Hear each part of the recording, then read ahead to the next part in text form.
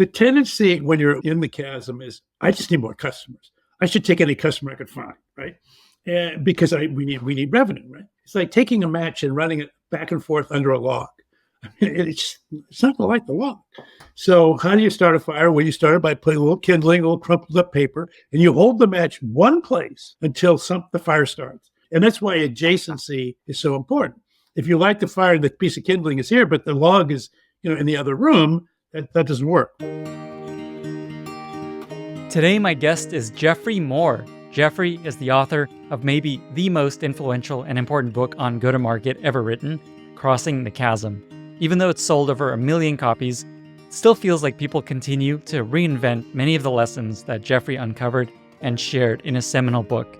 In our conversation, we discuss why it's so important to get very narrow with your initial audience, how the bowling pin strategy helps you get past early adopters, what the specific go-to-market playbook is for every stage of the adoption lifecycle, why using the wrong playbook during the wrong phase will slow you down, also the 7 deadly sins of trying to cross the chasm incorrectly, also how to sell your product to different personas, why you don't need to focus on the problem and the pain when you're selling to early adopters, plus some real good life advice that I didn't expect.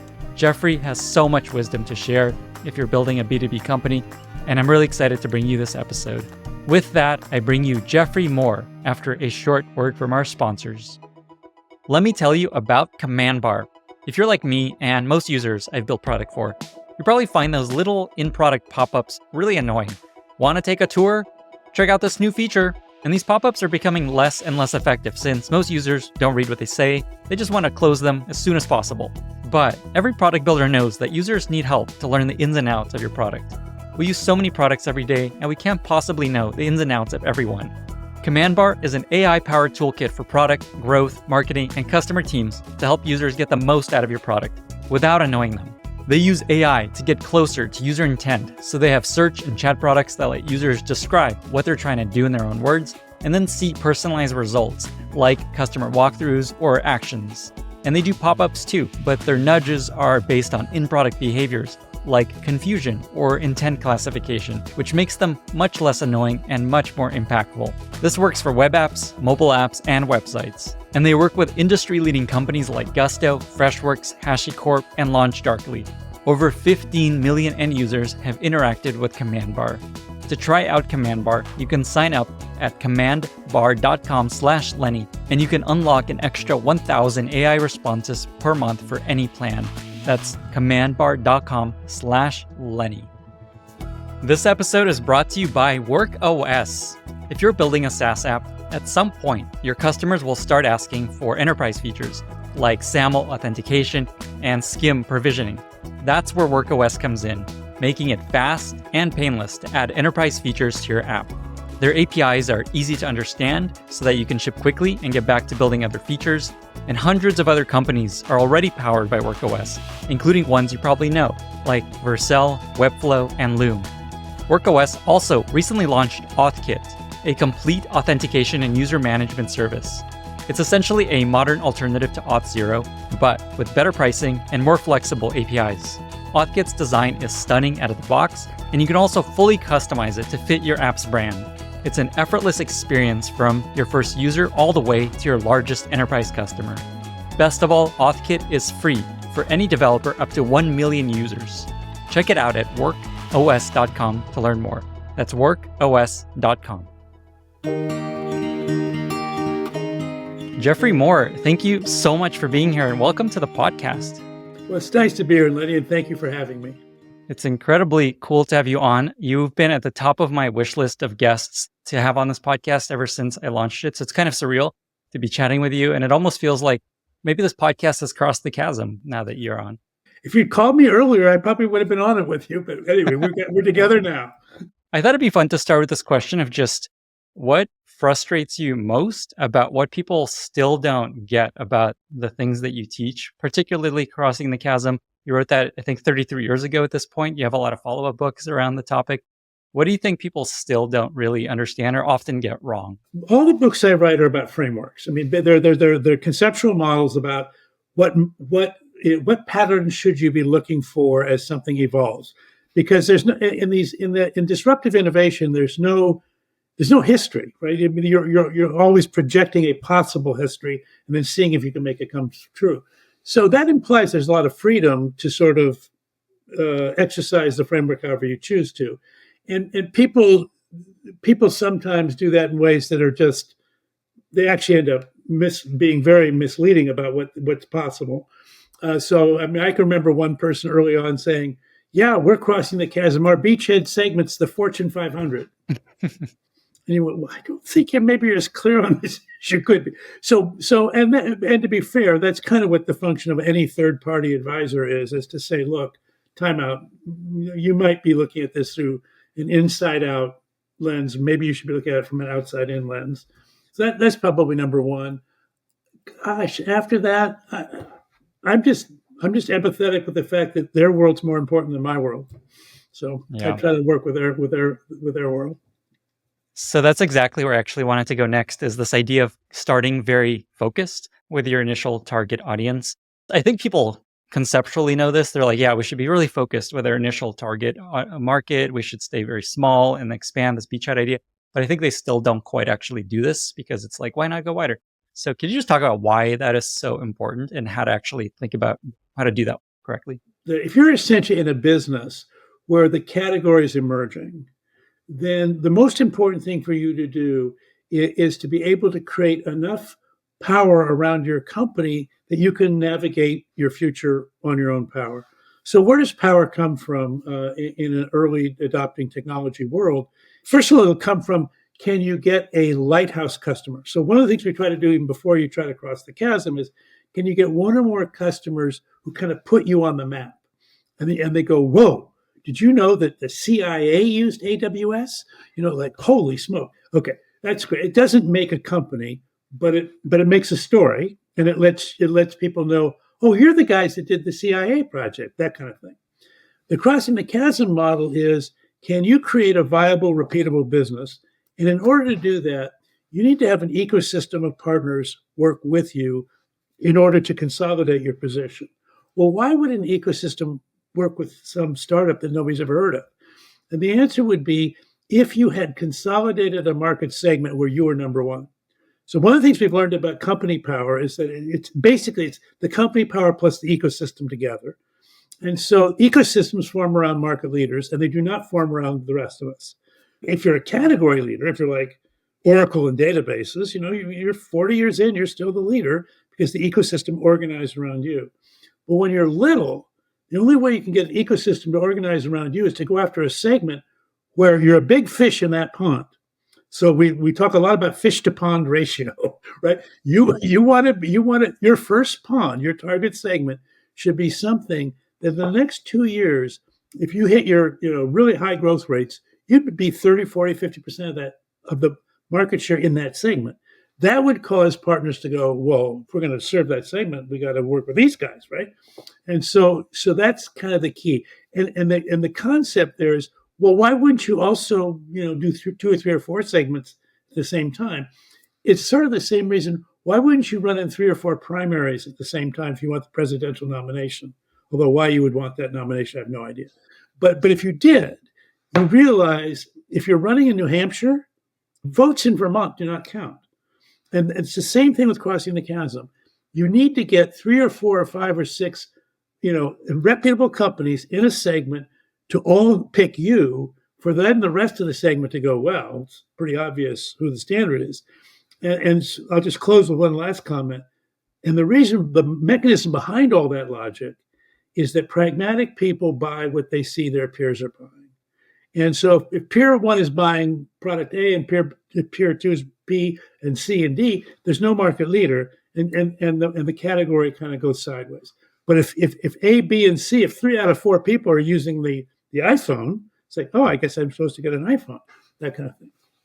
Awesome. I'm glad you went there because that's essentially the root of this Crossing the Chasm idea, that people after the chasm, the pragmatists, wait for references and social proof, and they're waiting for someone to tell them this is worth using, versus visionaries right before the chasm that are like, I just want to use the future. I need to be there before anyone else.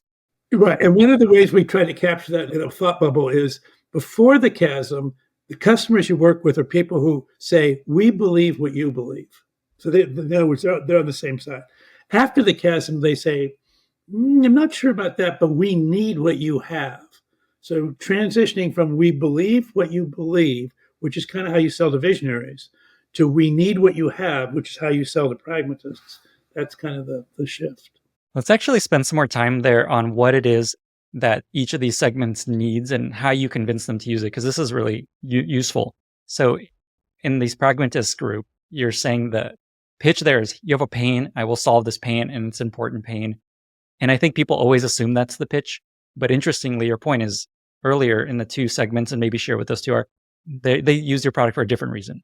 In fact, there's a total in the model of the technology adoption lifecycle that we organize this all around. There's actually 4, I call them inflection points.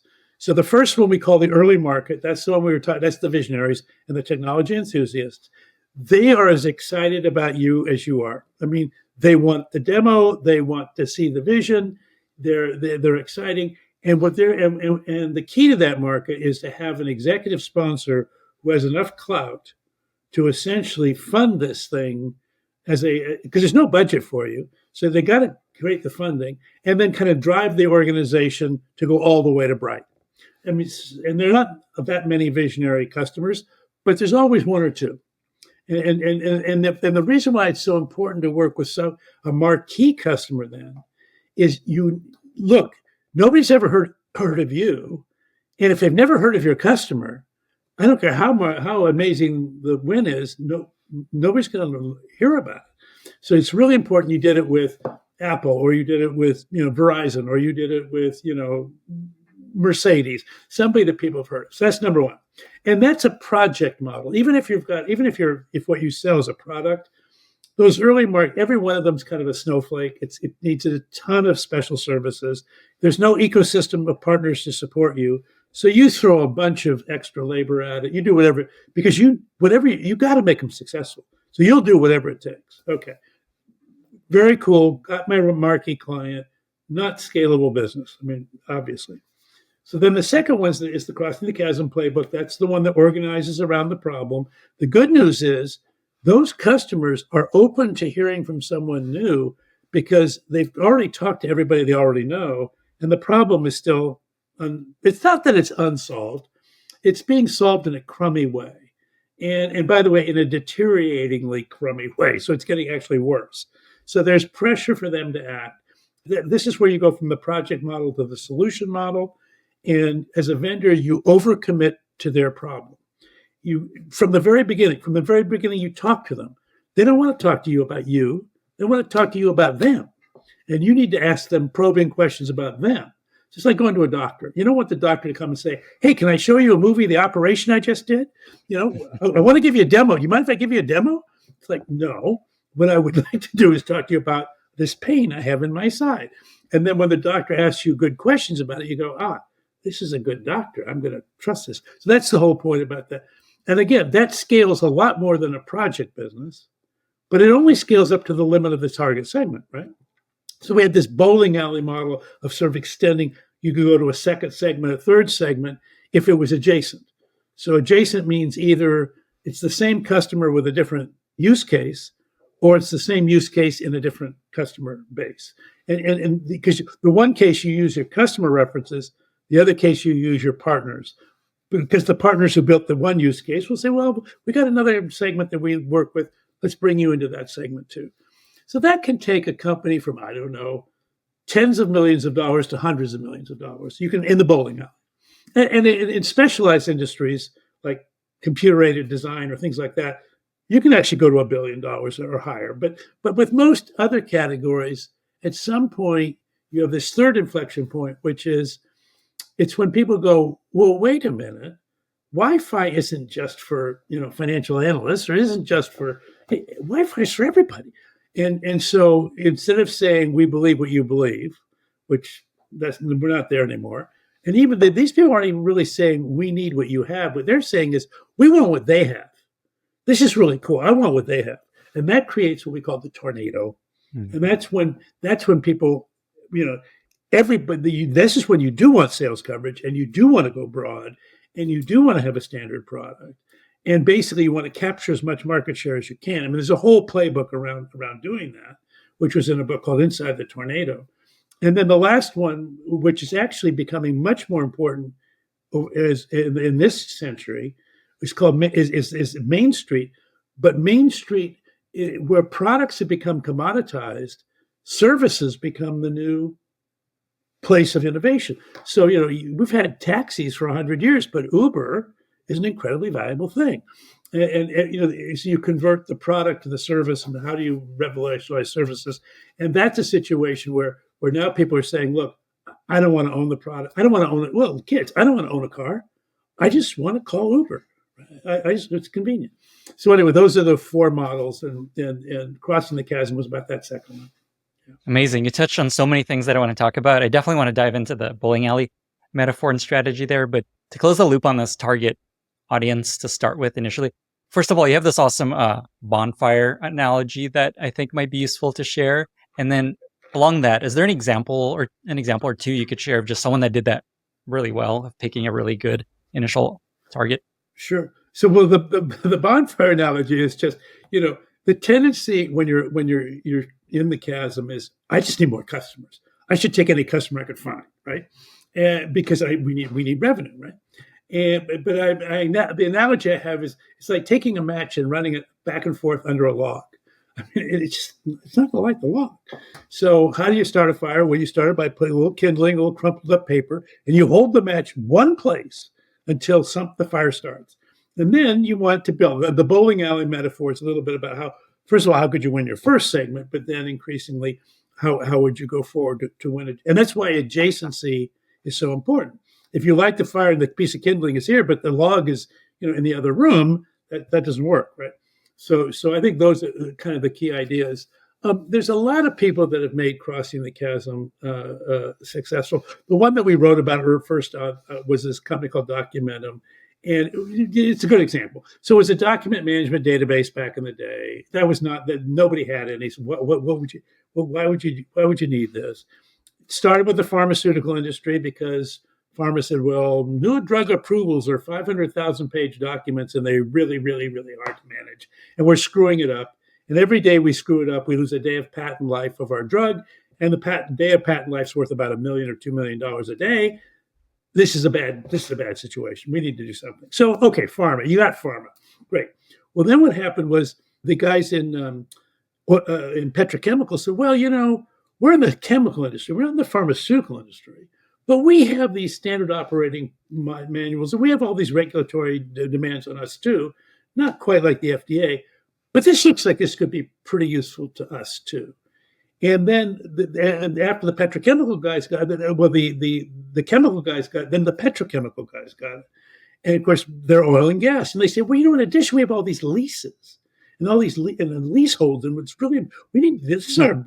This property is critical to our future plan. So we need a document database for the leases.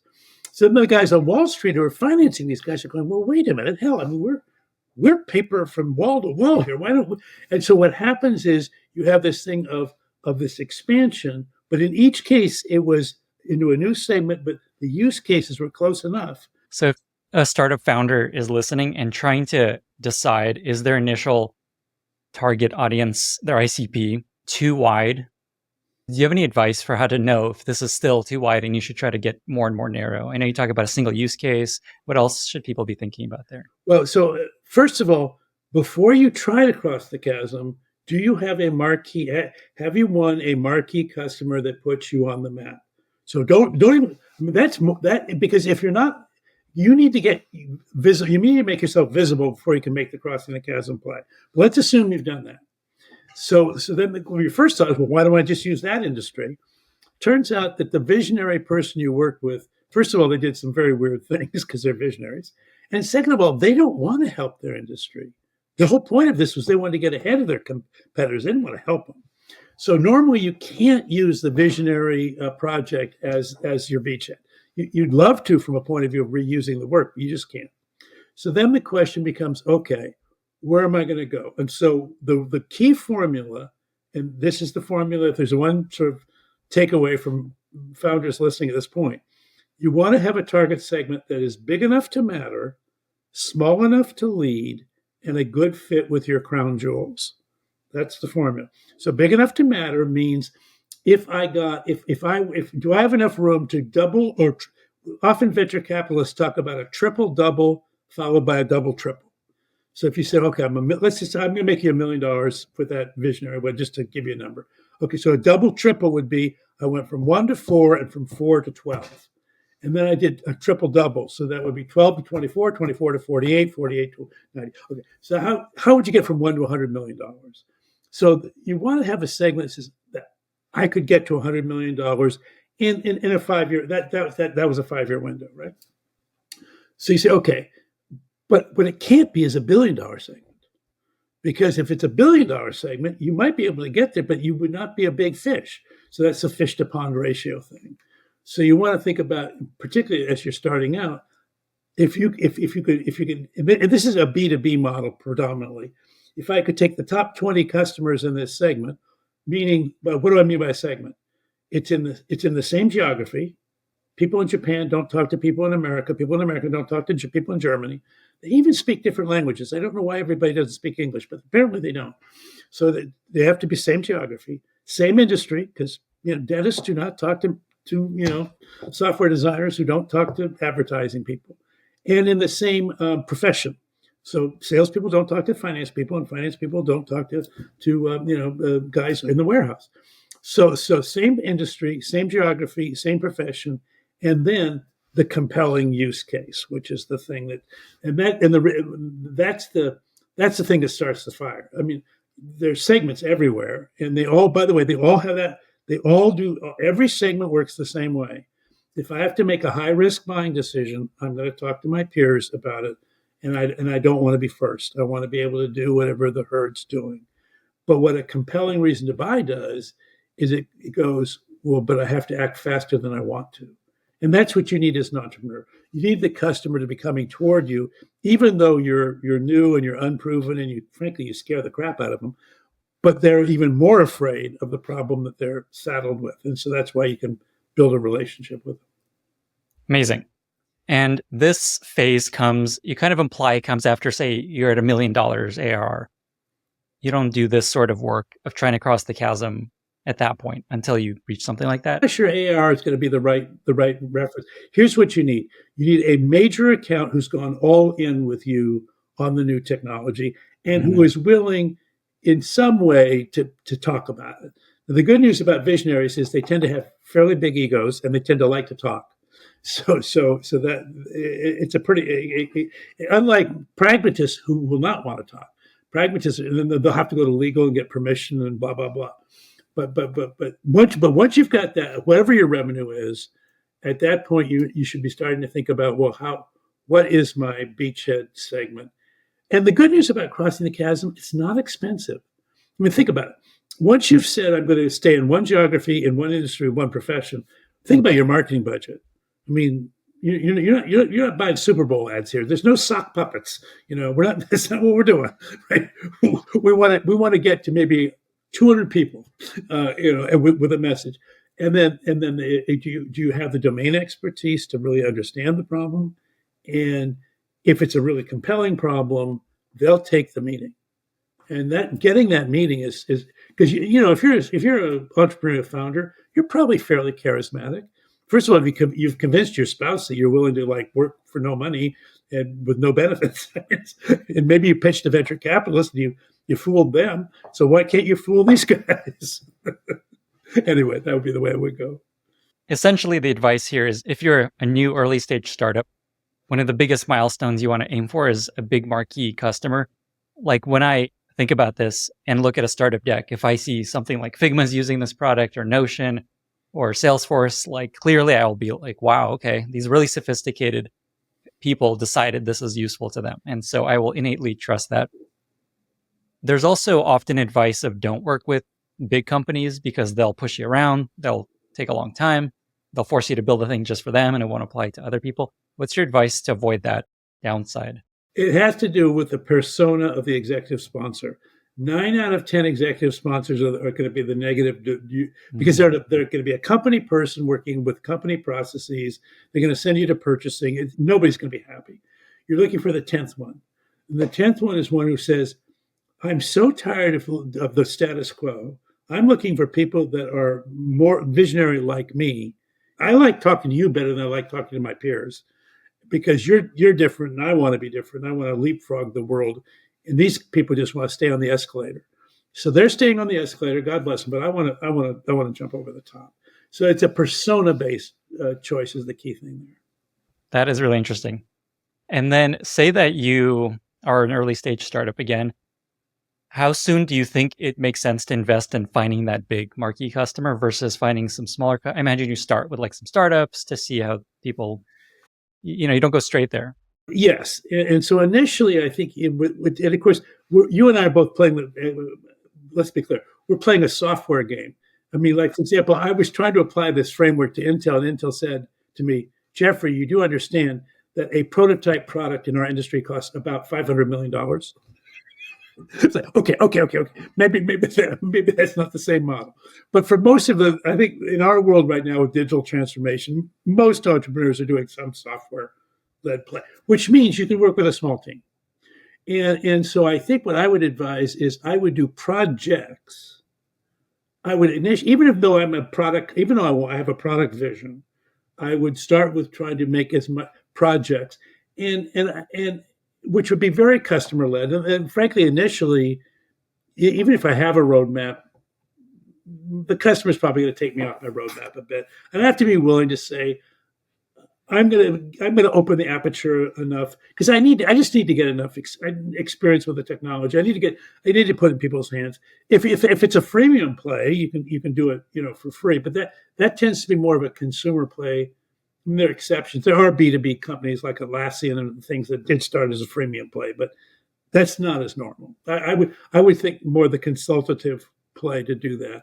But what I would try to do is I would try to get to cash flow break even on my own money with no venture capital. The only reason you need venture capital is if two things. Either A, the technology is too expensive and you cannot self-fund it. GPUs, a bunch of that, training large language modules, those kind of things. Or this thing is going to catch fire too soon and I don't have time to dither around for 2 or 3 years. So those are two reasons to go to venture capital. But just because you want to do a startup doesn't mean you need venture capital. Yeah, we had Jason Fried on recently, the CEO of Basecamp, and he made that point in many different ways of the benefits of not raising and how most VC-funded companies do not work out.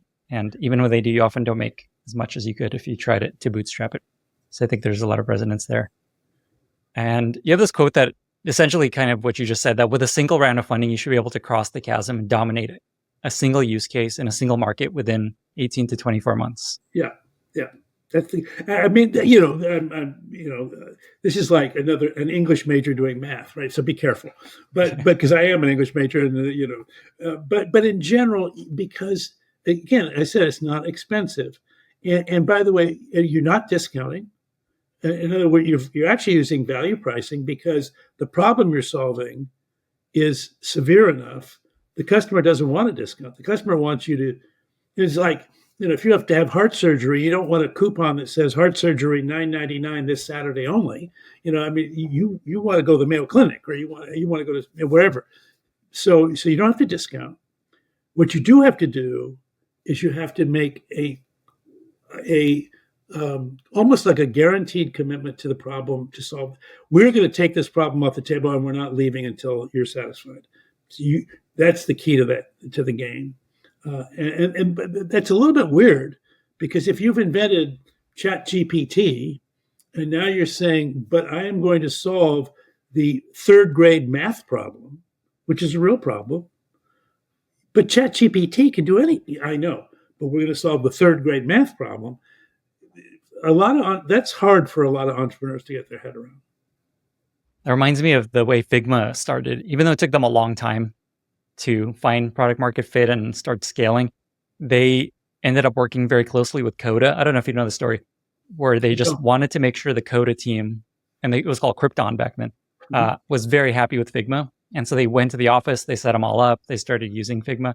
And then on the drive home, they called and it doesn't work anymore, something's broken.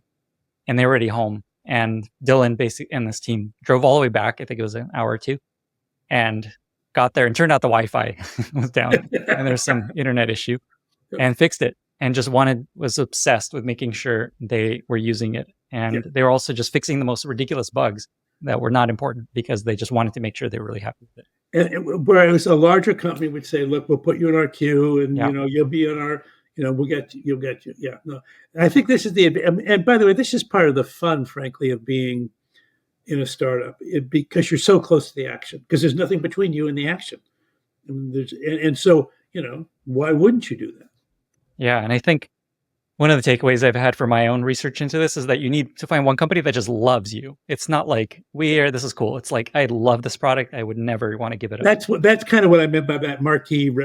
Sometimes we call it a radiating reference. It's just somebody really would talk about you when you're not even in the room. I mean, very cool.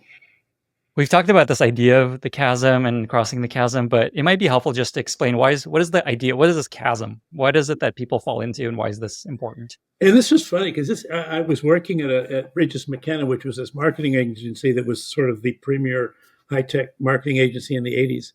And we had all these really successful launches, and then like covers of front page articles on Fortune magazine and Wall Street Journal. And then a couple of years later, it's like, well, what happened to these guys? And so that's where the chasm was like, that's what the investigation caused the investigation. What we learned was visionaries make their own buying decisions, and they do not consult their peers. In fact, if their peers are doing it, they're probably not going to do it because they want to be different. So basically, these companies were having success capturing the imagination of the visionary. And they thought, well, I'll use the visionary as a reference to get the pragmatist. The pragmatist looks at the visionary and goes, that's not my guy. That first of all, he thinks I'm dumb. He thinks he's smarter than I am. Second of all, he does stuff that I would never do, and he makes decisions in a way that I would never make them. So that's no. And so, but I am interested in talking to my peers. So, but the problem now is, well, which of the peers are going to go first? And it was kind of like the junior high dance problem. I mean, how do you get the party started? So that was the chasm. That was what created the chasm. The pragmatists need references, and they will not accept a visionary as a reference, and they don't have any peers that have tried it yet. So that was what was happening. I think that's such an important point that I think people don't quite always get, that reference marquee customer needs to be a pragmatist. It can't be one of these early adopters that are just trying stuff. Yeah. And these other pragmatists need to feel that this is my person. This is just like me, and they love it. I mean, by the way, one of the reasons that pragmatists have a certain, it's not contempt for visionaries, but it's definitely wariness. It's because often they have to clean up the messes that these guys leave behind. Because when you're a visionary, you leave a lot of messes in your wake, and then the pragmatist has to come in and clean it up. So they're going, oh, that's another mark against these people. I saw a deck of yours where you actually represent each of these stages of the life cycle, and the visionary is Steve Jobs is the way you represented it, and the pragmatists are just like business people in suits sitting at a conference table. Exactly. Yeah. And there's 6 of them. And the key idea behind that is, none of us, by the way, I don't think any of these people are a guru, and they don't think I'm a guru. We're using the antelope strategy of it's a herd strategy,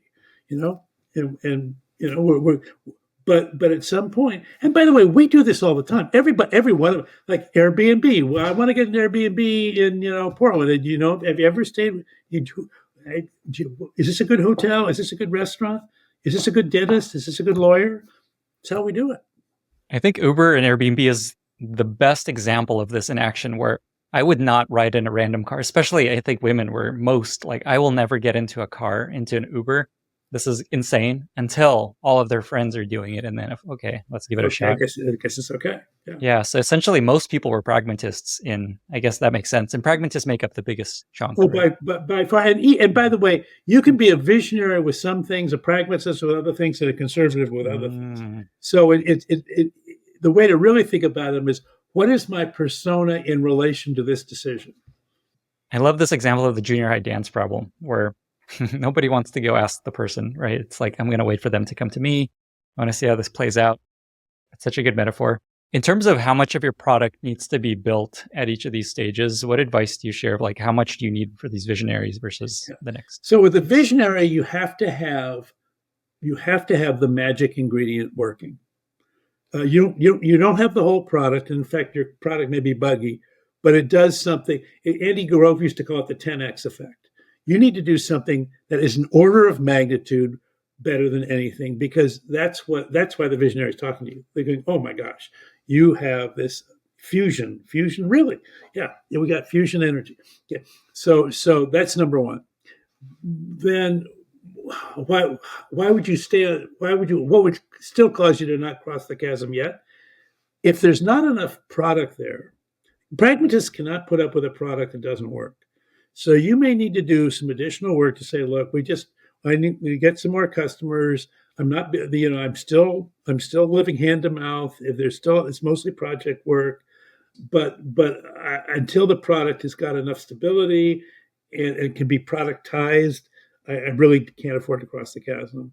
So that once you have a product that works, then you got to say, okay, now I got to find a market where it can be the dominant solution. That's the time to cross the chasm. And a big part of that is obviously they have bosses, they have checklists, they have compliance people, they have IT people, they have people that need to buy into this. You're this meeting room with 6 people. They all have to be like, all right, this is the best choice. And by the way, normally those people are designed to keep you out, and that decision process will take forever, and you'll be in the welfare lines before they make their choice. So that's why it's so important to have what we call a compelling reason to buy. You need to have a group of people in a room where the leader, the guy who's going to actually make this decision, is saying, look, I already gave this problem to everybody in the room, and our answer sucks. He wouldn't say it that way, but that's the truth. And therefore, we're kind of at the, I'm getting the message. First of all, my boss's boss's boss knows my name. That's a very bad thing. Secondly, I'm getting the message, you're either going to fix this problem, Geoffrey, or we're going to find somebody who can. And so that's what gives them the energy to go against the inertial momentum of the decision-making process in their company. Let me tell you about a product called Arcade. Arcade is an interactive demo platform that enables teams to create polished, on-brand demos in minutes. Telling the story of your product is hard, and customers want you to show them your product, not just talk about it or gate it. That's why product forward teams such as Atlassian, Carta, and Retool use Arcade to tell better stories within their homepages, product changelogs, emails, and documentation. But don't just take my word for it. Quantum Metric, the leading digital analytics platform, created an interactive product tour library to drive more prospects. With Arcade, they achieved a 2x higher conversion rate for demos and saw 5 times more engagement than videos. On top of that, they built the demo 10 times faster than before. Creating a product demo has never been easier. With browser-based recording, Arcade is the no-code solution for building personalized demos at scale. Arcade offers product customization options, designer-approved editing tools, and rich insights about how your viewers engage every step of the way. Ready to tell more engaging product stories that drive results? Head to arcade.software/Lenny and get 50% off your first 3 months. That's arcade.software/Lenny. So April Dunford was on this podcast, and she has this book that she put out recently called Sales Pitch. And she makes this point that buying software, SaaS software, is harder than selling it these days because you can get fired for buying the wrong thing. It's so stressful. There's all these options. Your boss has to be happy with it. So often people end up just not going with anything. We're just going to keep what we have. It's fine. Simpler, safer. Salesforce is fine. And it sounds like that's kind of what you're describing. It's so hard. So if you're a pragmatist, the first thing is, if it ain't broke, don't fix it, which makes you totally different than a visionary. A visionary is like, yeah, no, come on, break it. Come on, let's move on. It ain't broke, don't fix it. If it is broke, who has fixed it? Is there fix in production? Does the fix work? I want that. In other words, it's basically to April's point, it is a risk reduction buying strategy. And by the way, you go as slowly as you can normally, but when you're under duress, you have to go faster. So the compelling reason to buy is putting you under duress. Yeah. Are there any examples of these compelling reasons to buy that come to mind that give people a sense of like, here's a really good, compelling reason to buy? I don't know if it's a pitch. Well, there's a ton. I mean, well, how about ransomware? I mean, all of a sudden the cybersecurity thing is like, holy smoke! Because it used to be, well, they wouldn't attack my company, or if they did, I mean, I have no assets. Yeah, well, actually, because it used to be what they did is they would only attack companies that had data that they could resell in the dark web. Then God bless cryptocurrency. People are saying, is it crossed the chasm yet? Well, their first use case is criminals. Okay. It's not a very good use case, I'm sorry to say.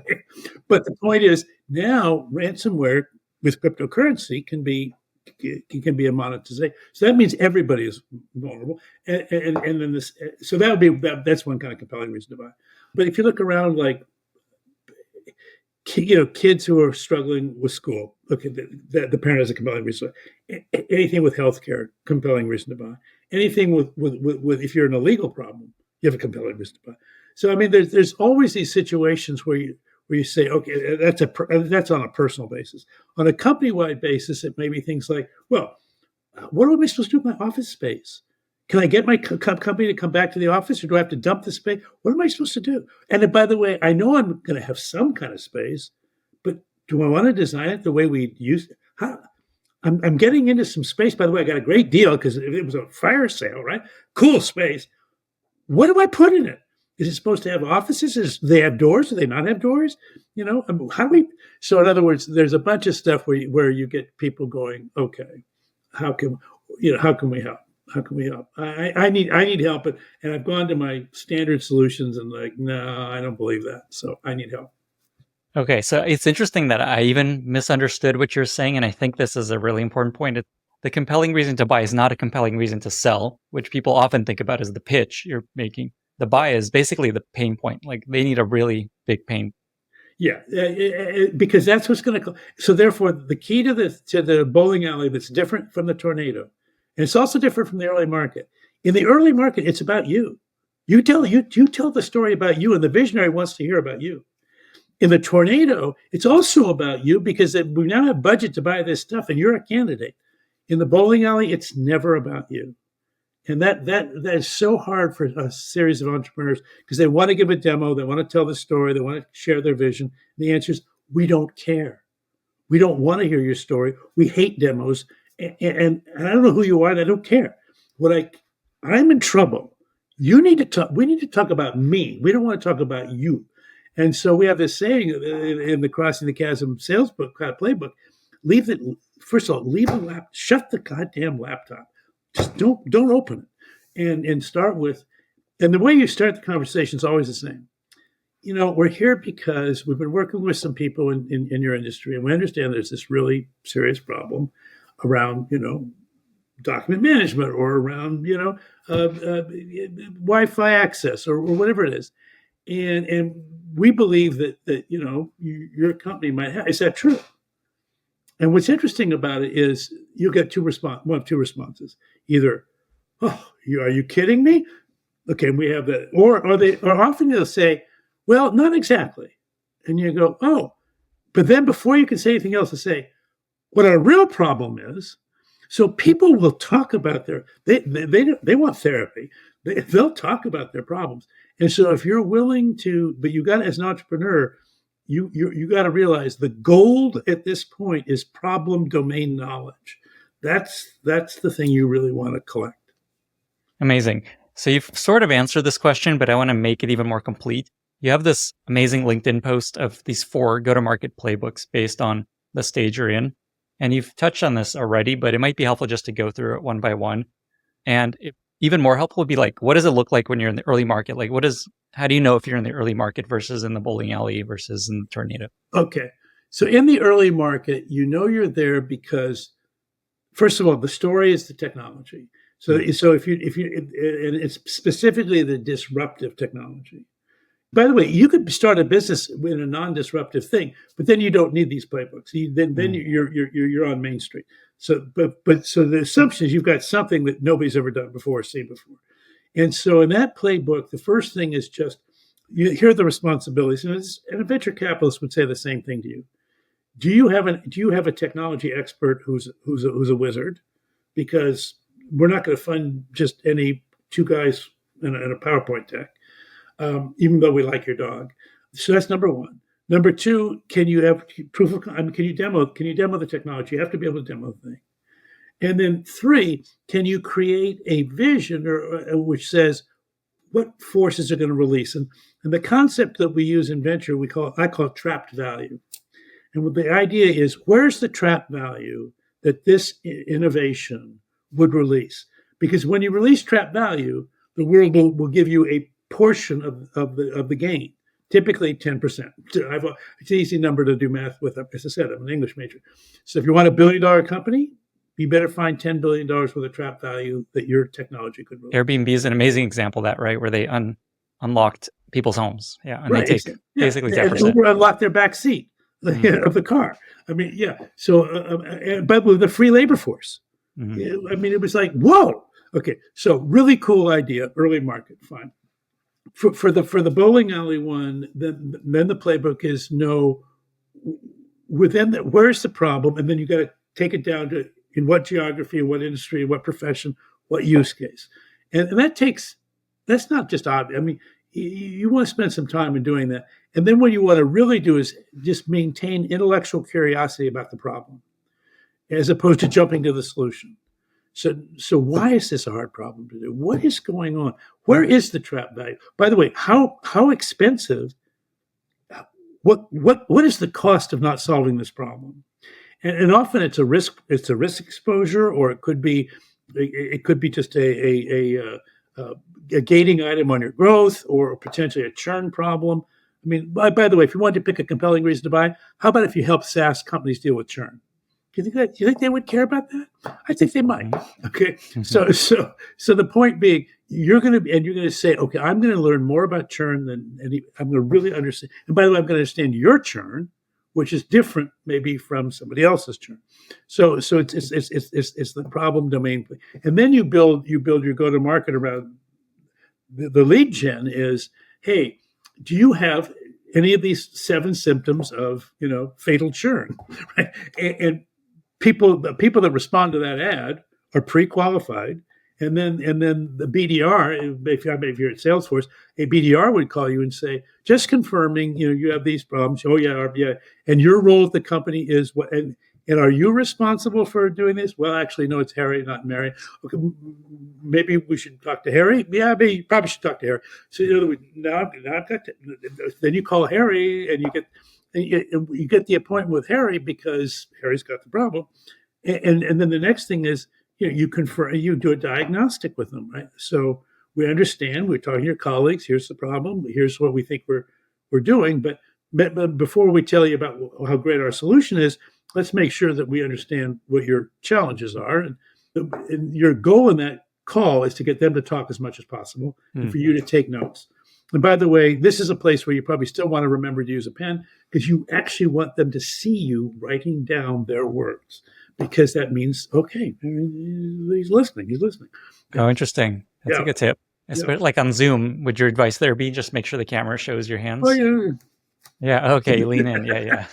Yeah. Or sometimes, I mean, you couldn't do this. I was going to say we would record it, but they don't want to record it because they're going to say some things during the call that they won't be necessarily complimentary to all their colleagues. So they don't want you to record it. Got it. Okay, so in this bowling alley phase, how do you know I know it's not like this binary switch, but that you're ready to move into that versus the early market playbook? Well, I think you get to a point where you realize I can't scale my business doing what I've been doing. I mean, I just can't. And if you've taken venture capital, the thing you want to do is I don't want to have to raise another. Well, so understand how venture capital funding works for a second. This is important. A venture capitalist gives you money. And what they're buying from you with this money is, I want you to use this money to change the state of your company such that when we raise the next round, the next investor will value your company 2 to 3 times higher than we're valuing it today. So basically, the purpose of this money is to change the value state of your company. If you do anything else with that money, Like you could have done brilliant things, created amazing demos, hired great people. But if at the end of the day, you haven't changed the value state of the company and we have to go raise more money, we're going to raise it at the old valuation. And I, as an investor, lose. Okay. Or even worse, we have a down round and I lose even more. Okay. So once you start thinking about that, so then crossing the chasm. The crossing the chasm play is I need to change the state of my company from a cool possibility to what accountants call a going concern. So what is a going concern? A going concern is a company that 2 years from now you would expect still to be in existence. Why would you do that? Because they have a customer base that's loyal, and they have a ecosystem of partners that bring them into new deals, and they have established their CAC and their LTV, and they've kind of figured out their operating model. And it's not the biggest company in the world. It's somewhere, we're now probably in the $10-20 million, but it's a real company. It's a real company. And that's what you're trying to create when you cross the chasm. And you've crossed the chasm when you say, I don't have to raise any more venture capital.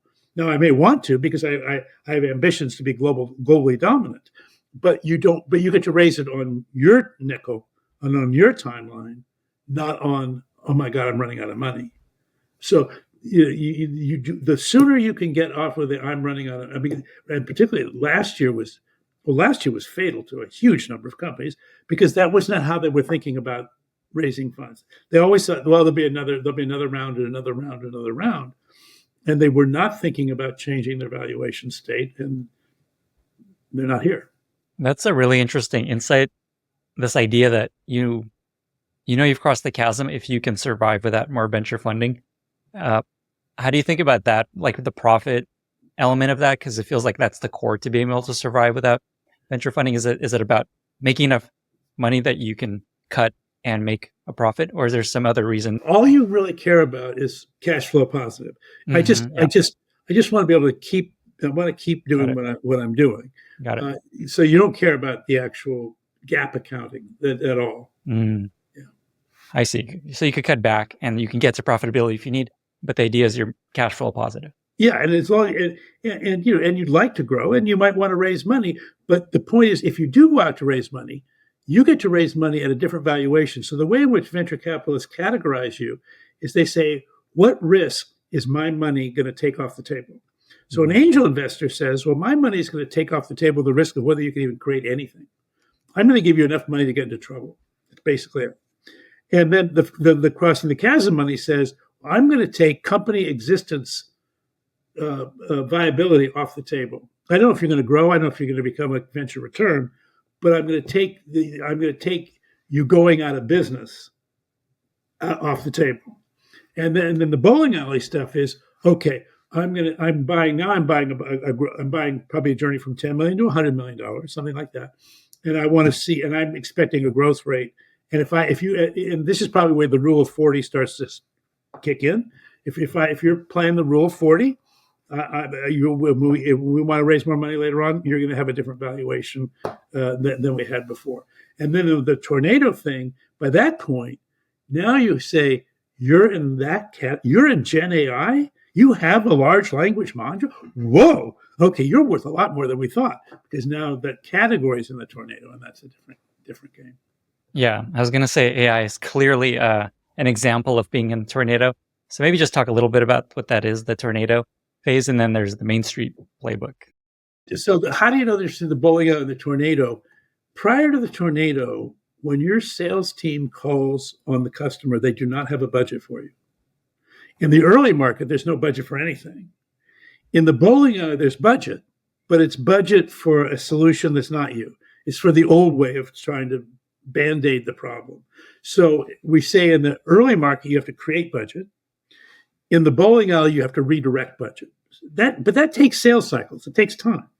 And if it's a small market, this is why entrepreneurs can win these market segments. Because if you're a big established company, this is just a pain in the ass. I mean, it's too small a market. It's too much work. It's too hard. I want my salespeople to go where the budget's already established. Well, when does budget get established? When a category goes horizontal and people go, well, yeah, we all want Wi-Fi. We all want mobile apps. We all want cloud computing. We all want whatever it is. And now what happens is, and by the way, the pragmatists heard is they went from, you're not doing that, are you? No, me neither. Okay, good. To, you are, you are, you are. Oh, we're behind. We better do it. So these budgets come into the market in kind of all at the same time, which is what creates the tornado. Because if you give a department a budget, they will spend it. And when they spend it, they're going to spend it with a vendor. And whoever vendor they select, they're probably going to stay with. So now the market share battle is now on. And whoever gets the most customers early on, the ecosystem starts to form around them. So in the 90s, we saw a lot of tornado guerrilla play. Cisco, Intel, Oracle, obviously Microsoft. These companies, Sun, they were all incredibly competitive companies. They were all tornado plays. It was just the client server, the internet, between client server and the internet, it just created this massive tornado kind of effect. So, and that game plan is very competitive sales to grab market share. And then at some point, if you're not number one, then you have to kind of do a defensive maneuver and retreat into a niche and say, okay, if I can't be a gorilla, I at least need to be a chimp. And a chimp is like a local gorilla. I'm not the gorilla, but for my, I'm not Cisco, I'm Juniper. But for telcos, Juniper was the Cisco of telcos, at that time. So anyway, that's the, I don't know if you saw in the paper today, but we're at the other end of that life cycle. HPE has bought Juniper. M&A is happening. I like that. That's good news. So one of the most interesting lessons you teach is also that these playbooks don't work together well. Basically, if you use one in the wrong phase, it's the opposite. It has the opposite effect. So before we get there, let me just summarize maybe quickly the playbook in each of these four. I have some notes here. And then maybe just talk about why is it that they fail if you pick the wrong one. So in the early market, you're looking for a visionary customer that just wants to use something new and cool and stay ahead of the curve. In the bowling alley phase, you want to engage with a pragmatic business person who has like a huge problem and they need a fix and you're there for them.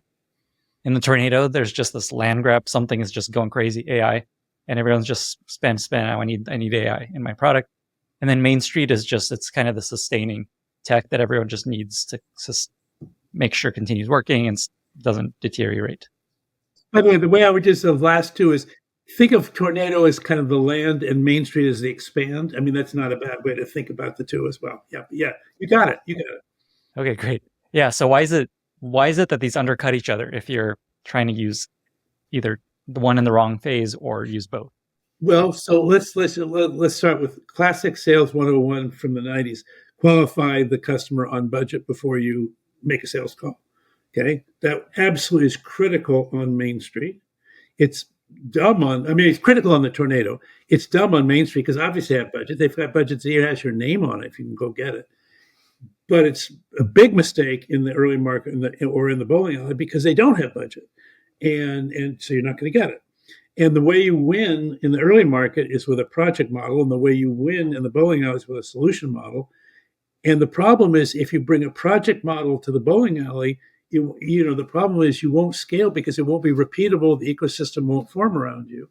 And if you bring a solution model to the early market, it's like you're over investing in one thing. The visionary is saying, well, yeah, but I have so many other things I want to do. And so they're gonna want to take you way off your solution roadmap.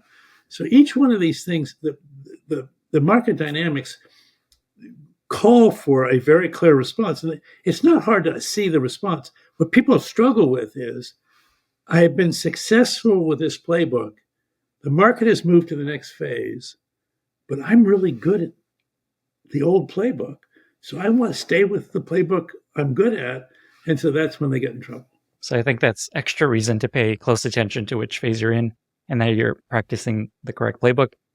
We've talked about AI a little bit, and I don't want to get too far down this road, but I guess, is there any advice you would share for an AI startup in being in this tornado or a company looking to integrate AI? Is there anything that you've seen of just like, make sure you're doing this right?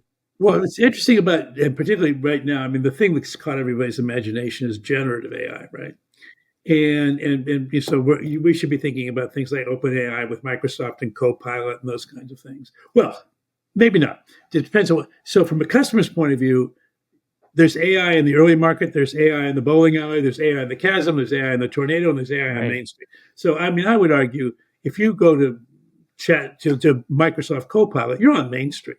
You're not taking any risk. You're experimenting with a new thing. It's kind of cool. Makes you more productive. God bless. It's kind of like just an add-on to Teams or to your whole Office 365 suite. Stuff that's in the tornado right now, I don't know. I'm trying to think about what is the use case for Gen AI. I'm not sure there is one in the tornado, but the closest I would say Salesforce is probably close enough. They have a sales copilot, they have a services copilot, right? I'm sure the marketing copilot. So you're going, but we're going to change our sales motion, and we're going to use generative AI inline in our performance on a very widespread across our entire base. So all our salespeople are going to use this new tool. Okay, that would be okay, and that makes sense because the new tool. First of all, Salesforce has their own large language module, so it's not like you're going out to the OpenAI world and having all those issues. So you can do it, and there's a very high productivity return at a modest risk, I think, and modest disruption. For the bowling alley, you'd say, I don't know if this is bowling alley or early market. I'll say it's bowling alley. So if you're Sal Khan and you have the Khan Academy and you're saying, look, we want to provide educational resources for the world, for young people. The problem with education right now is that, particularly after the pandemic, you're a teacher. You used to have, when you were a teacher in K through 12, K through 8, you have a class of 30 kids.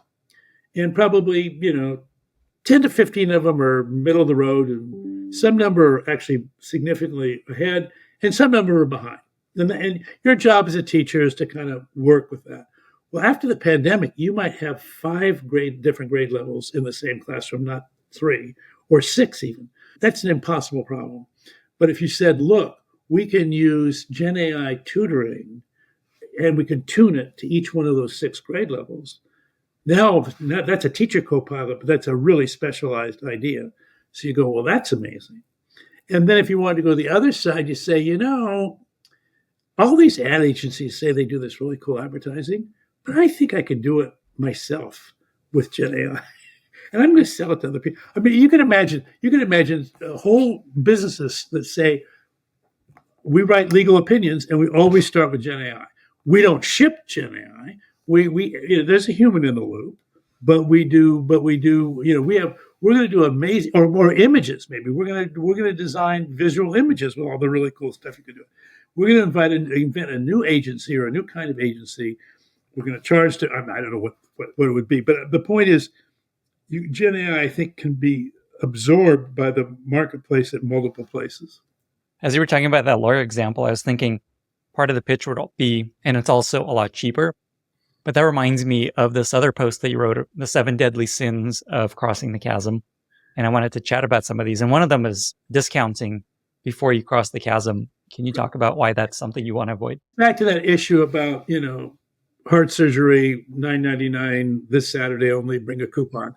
I mean, the discounting model makes sense when something's commoditized.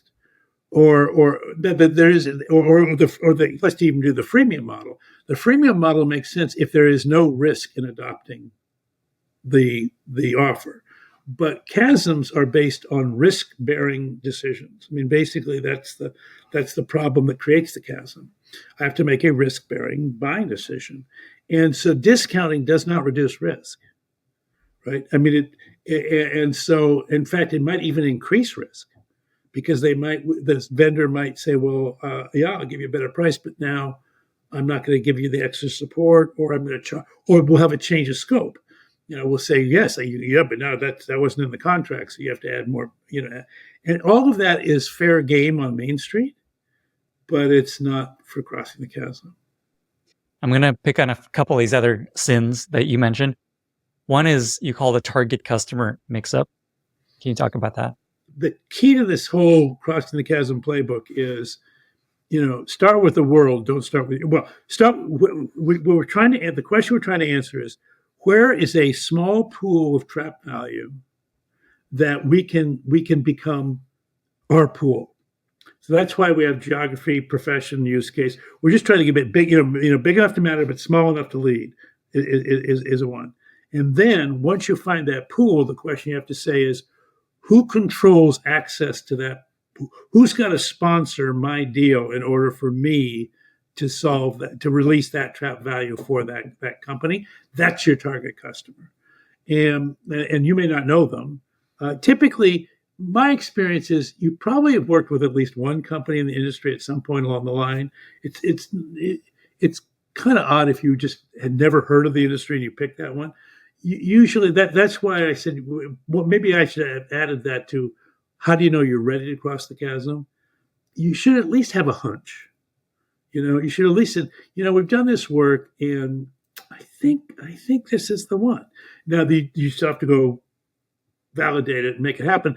But basically the way you would validate it is, rather than try to go to a research or do something, that won't work. You say, well, we're going to run a marketing campaign, a modest one, but I'm going to see if I can't get two more on the same use case. And I'm willing to bet the next 3 months of my company by saying in this 3 months, all we're going to do is try to get two more deals that have this pattern. And that would be kind of the way you might go after it. So I think this is worth spending a little more time on, this idea of how you know you're ready to cross the chasm. So one is you find one very excited marquee customer. Then you're sharing, maybe find a couple more and see if it's actually starting to roll and tip. No, well, I said it wrong. The marquee customer is probably not in your beachhead market. The marquee customer is a famous company that you have the visionary sponsor. That's the thing, because that's the company that the business press wanted to write about, or the tech press wanted to write about. People want, you were the guys who, you're like Han Solo. You did whatever that run was in 15 parsecs. I can't even remember what it was, but that's what put you, your claim to fame, right? It's your claim to fame. But the Crossing the Chasm one is, and by the way, the press is not interested in the Crossing the Chasm, but the local, if there was a local press, they'd be all over it, right? The Kessel Run. The Kessel Run. Thank you. The Kessel Run in 15 parsecs. Thank you. Right. Thank you. Exactly. That was his visionary thing. So I think that an important takeaway there is there's always this advice of talk to customers, make sure they're happy, build with, not necessarily build what they want, but make sure you're understanding what they need. But I think one of your most important insights here is make sure you're talking to the right people, which are essentially people in the next stage, essentially, of the adoption lifecycle, the more pragmatists. Yes, and they have to be I think you need to talk to the economic buyer as opposed to the end user. Because the end user will be saying, oh, yeah, you're right. Oh, it's just terrible. And we're oppressed. But if their boss doesn't want to sponsor it, it doesn't work. Yeah. Which is hard often when you're building B2B software, you just want to make it great. And then it's like, oh, these people don't actually care when they're buying it. They just have all these checkboxes. Yeah. Okay. And then another deadly sin, which you've touched on, but I think it might be worth sharing again, is just this idea, you call it the compelling reason confusion, where instead of thinking about your compelling reason to sell, you think about what is the pain point you're solving, compelling reason to buy. Yeah. And we, obviously as an entrepreneur, you have a compelling reason to sell. I mean, but the thing that what they tend to do is, in trying to cross the chasm, if they're not using this approach, they think, well, I haven't made my product attractive enough. And so then they say, well, I'm going to make a sexier demo, or I'm going to change my deck. I'm going to write a new, and the sales guy comes back, says, I had a great presentation. This is the deck that we ought to be using, right? And that's all about compelling ways to sell, not compelling reasons to buy. And the pragmatists, by the way, the pragmatists will take the meeting. One of the problems with the chasm is they don't say no. They just never say yes. And they actually encourage you should come back and demo this this is really interesting. Right? Mm. Yeah, it is really interesting. Kind of along those lines, positioning, how important is that? And any advice on figuring out your positioning when you're doing this? I know you talk a lot about making sure you focus on their pain point, but at some point you're like, here's what we're doing for you. One of the nice things about Crossing the Chasm is the positioning formula is absolutely the same every time. It's really cool. So basically, when you're thinking about positioning, you're saying, look, I'm going with this use case in this, particular segment. Okay. So they have an incumbent vendor. The advantage of the incumbent vendor is they understand the business, but they don't have the new technology. Okay. Conversely, you have technology competitors who have as good technology, maybe even better technology than you have, but they don't understand. They're not committed to this domain expertise of this thing. So your positioning is, we are the technology leaders who have specialized and committed to solve this problem. And by the way, we have huge respect for your incumbent vendor. We're not asking you to kick them out. They just can't solve this problem. We also have respect for our peers, but frankly, they wouldn't know your problem if they wouldn't recognize it in a lineup. We are here, and by the way, if anybody comes into our quadrant, we're going to kick their ass. We are going to be beyond compare. Nobody is going to handle this problem with this kind of technology the way we will. And that's our claim to fame. That's what we're going to do. And that's our positioning. I love that. Say you're building a product-led growth company, a bottom-up oriented B2B SaaS company. Is there anything that changes in your advice? Yeah, if you're going to use a volume ops approach, like Atlassian or anything kind of grows up from the bottom up, you're playing a different game. So first of all, you're playing because you attract the end user before you attract the economic buyer. So you have some version of a freemium strategy. That's what you're going to do. And Yammer did this, right? And they eventually got bought by Microsoft. So the way you play that game is, first of all, you probably do need some funding. Not necessarily. Maybe you can maybe you can do this all on AWS and a credit card. But the game then is going to be, how do I create that moment of criticality? What you would do is you'd say, first of all, you need telemetry. So you need to figure out, what are the people really doing with our product? And then you need to find a way to communicate with them to see if you can ferret out, is there a compelling reason to buy thing in their environment? And so it'd be a different way of doing early market. You wouldn't have a marquee. You would not have a marquee client. But to cross the chasm, you cannot cross the chasm with product-led growth. You can't, because it's just like saying, well, yeah, I'm going to cure COVID by just putting vaccines out in public places. It's like, no, people need to learn more. No, so you'd have to do that. Where product-led growth plays really interestingly is in the land and expand phases of the market. If you can land with a hot product, but more importantly, product-led growth, which is really good at, is expand. And that's because it prompts the user to get more involved, and that's classically a Main Street play. But there's got to be no risk. That product-led growth works when basically the next purchase has very low risk, and therefore you're not really dealing with chasms. That is incredibly interesting. Interestingly, every product-led growth company ends up building a sales team, 100% of them, including Atlassian, which had product-led growth for a long time. And I don't know if anyone's heard this perspective on it, that if you really want to cross the gap, I imagine it happens in some form of...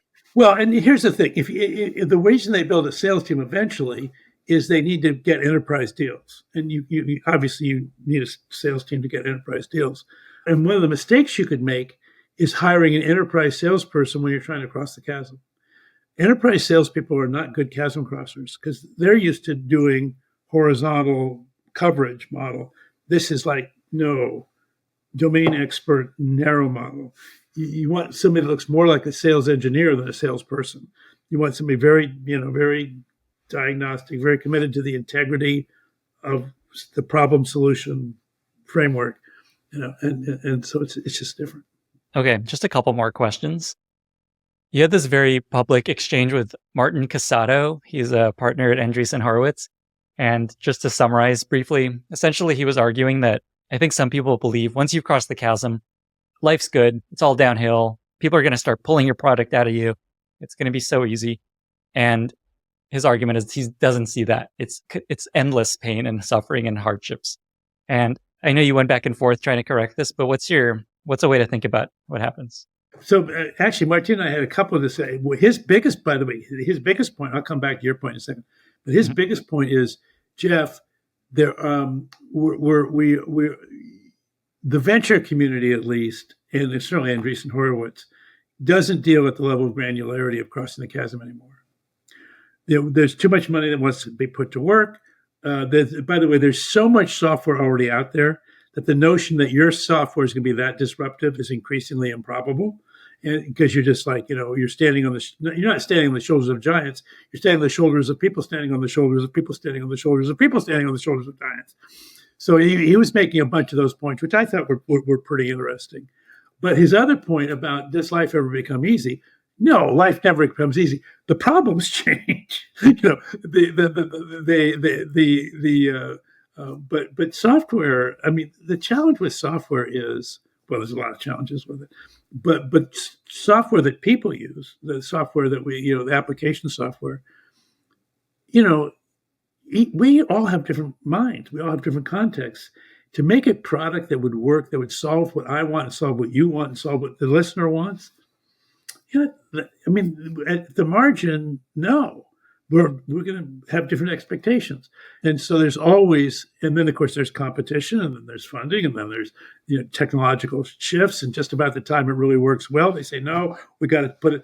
No, you put it on in the data center. We got to put it in the cloud.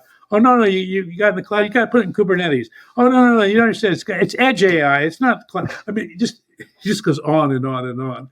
And so I think if you're going to play this game, you got to kind of be up for, there's going to be a new headache every week. And that's exactly how I see it. I always tell founders, you shouldn't start a company unless you can't not start a company. Yes. And by the way, why did I leave? I mean, I was at Regis McKenna was a great place to be, but I had to do my own thing. Yeah. So, Yeah, and that's a real pull. Kind of along the lines of something you just shared, maybe a final question. Is there something you've changed your mind about or something you've evolved your thinking on recently, either from the beginning of the book or just even more recent? I think what I realized over time increasingly was this is a model that's really optimized for B2B markets because it implies federated decision making around high risk buying decisions. And I would say for the 20th century, that was 95% of tech. But what was so interesting about the change in the century, because remember, right at the change of the century, B2B tech went in the tank. It was the tech bubble just because everybody was afraid of the year 2K problem, Y2K problem. So they did a whole bunch of buying up of software, and then there was like a year where they think, well, we ate more than we could at Thanksgiving dinner. We're not interested in eating another burger here. So the market went in the tank. And so, by the way, at that point, venture started saying, well, maybe we should be investing in biotech, or maybe we should be doing clean tech. I mean, venture kind of stepped back from the table too. But out of this, consumer computing came out of nowhere. And it was, for my generation, it was unimaginable. When the first time I heard about Google and they said, we're going to save every search argument, I thought that's the dumbest thing I've ever heard in my life. They're not going to be able to afford it. And of course, but their model was, we're rethinking this thing from the ground up. Geoffrey, you have no idea what we're doing. And boy, were they right. So the point was, when that came in, then consumer computing, and then the iPhone hits, and then we have mobile apps. You have a world now where the B2C play can actually be the core of innovation. It used to be B2C was an afterthought. Now it's like, no. B2B might be the afterthought. And so it's a completely, and the whole digital transformation of the universe. And we're still living through the digital transformation 20 years in. And I don't think Crossing the Chasm is designed for that problem. So that's a different problem. So basically, if you're building a consumer app, don't spend time studying Crossing the Chasm. Yeah, if you're doing B2B, this is the most reliable playbook. I mean, it's still in. People are still into this playbook 30 years in. So it's obviously the playbook kind of works. Yeah, and I think I said this earlier. I feel like people are just reinventing many of the things you uncovered 30 years ago. Everyone's like, oh yeah, target audience, really important. Or finding a marquee customer. So I'm really happy that we spent this time digging into many of your theories. Well, Lenny, thank you for being. You've been a really great sort of prompter and questioner. So thank you very, very much. I really, really appreciate that. Is there anything you want to leave listeners with as a final thought or piece of advice or just anything? Look, I don't know if anybody's reading the paper recently, but the world's not exactly nailing it right now. There's a lot of stuff going on that we could do a lot better, and software-enabled technology is almost certainly at the core of any solution that scales to any world problem that matters. And so I think it's more important to be an entrepreneur now than maybe ever. And I wouldn't make becoming a billionaire my goal. I mean, frankly, I don't even know what a billionaire would even do with their money. I mean, I don't know how to even imagine their money. That's $1,000 million. I mean, I don't. What doesn't make any sense.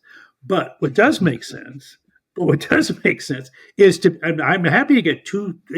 Do I know what to do with 10 million? Yeah. Could I do 20? Probably. Could I use 100? Probably not. But at some point, I want people to make yourself a great living, but after that, have an impact. I mean, and if you're gifted enough to be able to start a software company and do something original, you're a scarce resource. So don't waste it. Amazing. I'm going to sneak in one more question along these same lines, actually. Your last book is very unlike all your other books. It's called The Infinite Staircase, which is essentially a guide to living a good life and a meaningful life. Is there maybe one piece of advice you could share with folks of just how to live a better life, a more meaningful life, a happier life? The purpose of that book was twofold. One was, I was looking around, and this is an American sort of experience. Between social media and the politicians or whatever, our ability to defend traditional values is becoming increasingly challenging. And historically, you say, well, religion was sort of the place where the foundation for solidifying traditional values. But in my lifetime, the counter explanation of how we got here, other than being created by a creator, this whole the Big Bang and the Darwinian model, it's becoming increasingly credible, and I'm fascinated by it. So the question I had in the back of my mind is, how could you take that model and still support traditional ethics? So the first part was, well, what's the model? And it turns out, to explain, getting from the Big Bang to Lenny and Geoffrey talking on this podcast, there's a lot of steps you got to go through. But there's a whole thing about complexity and how complexity emerges in layers. And the staircase is a series of layers. And the first 2/3 of the book takes 11 stairs to get you from physics to theory. And it's like, really? Yeah. From a cloud of atoms to us talking about crossing the chasm. 11 steps. We can get you there. So it's kind of fun. And it's assembling the last 25 years of my reading. I mean, it's just fascinating stuff in all these different topics. And I was just trying to knit it together. No original research. I was just literally just trying to get the story together. But then the last third was, okay, that's a very reasonable narrative. It's, maybe even more reasonable than religious narratives. But now, how do you validate ethical action? And where does it come from? And so the last part was about, okay, how do you do that? And so how does it tie into how does it derive from that creation story, the secular creation story, as it were? So that was what was important. At the end of the day, I think the message of that book is just you really do need to do good, but it's not because you're obeying in this framework. It's not because you're obeying a divine creator. It's because we're mammals, and mammals nurture their young, and we were gifted with unconditional love when we were born, because otherwise you and I could not be here, right? I mean, a 1-year-old cannot. If somebody doesn't love the hell out of a 1-year-old, they're not going to be 2, right? So we know where we started. So come on, those values were built into us. They didn't come. They don't have to come from above. They can come from below. And therefore, how can you integrate them into your life? And that was sort of the book. Anyway, that is a beautiful message to end on. I promised I'd get you out of here in 1 minute. And so just to let people know, you do speaking, you do consulting. Where can people find you online if they want to reach out and explore LinkedIn. Together? Yeah, I'm on LinkedIn. And I have a blog on LinkedIn. And if these topics are interesting to you, you'd probably be interested in the blog.